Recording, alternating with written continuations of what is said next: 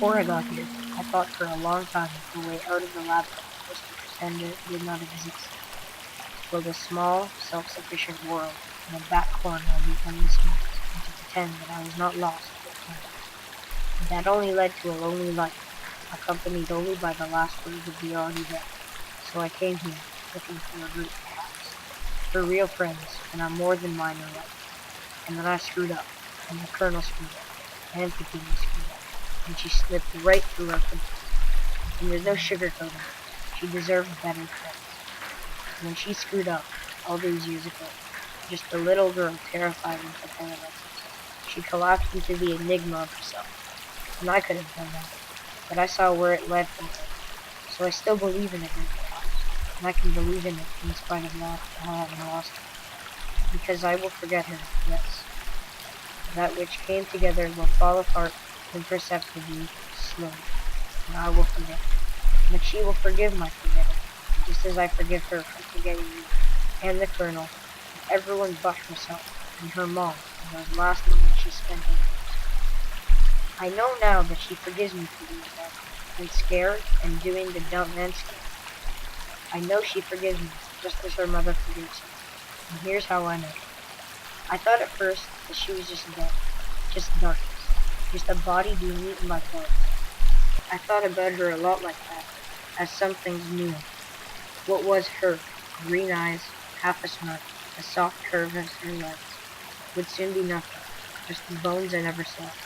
I thought about the slow process of becoming bone, and then flesh, and then coal that will, in millions of years, be mined by humans of the future, and how they would heat their homes with her, and then she would be smoke blowing out of a smokestack, coating the atmosphere. I still think that sometimes. Think that maybe the afterlife is just something we made up to ease the pain of loss, to make our time in the labyrinth bearable. Maybe she was just matter, and matter gets recycled. But ultimately, I do not believe that she was only matter. The rest of her must be recycled too. I believe now that we are greater than the sum of our parts. You take Alaska's genetic code, and you add her life experiences and the relationships she had with people. And then you take the size and shape of her body. You do not get her. There is something else entirely. There is a part of her greater than the sum of her northern parts. And that part has got to go somewhere, because it cannot be destroyed. Although no one will ever accuse me of being much of a scientist, one thing I learned from science class is that energy is never created and never destroyed. And if Alaska took her own life, that is, I wish I could have forgiven her. Forgetting her mother, failing her mother, and her friends and herself, those are awful things, which she did not need to fold into herself to self-destruct. Those awful things are survivable, because we aren't as indestructible as we believe ourselves to be.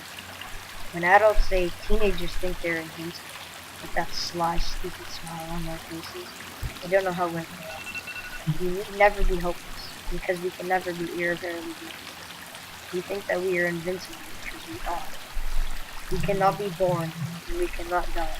Like all energy, we can only change shapes and sizes and manifestations. They forget that when they get old, they get scared of losing a friend. But that part of us is greater than the sum of our parts, cannot begin and cannot end, and so it cannot fail. So I know she forgives me, just as I forgive her. Thomas Edison's last word. It's very beautiful right there. I don't know where there is, but I believe it's somewhere, and I hope it's beautiful.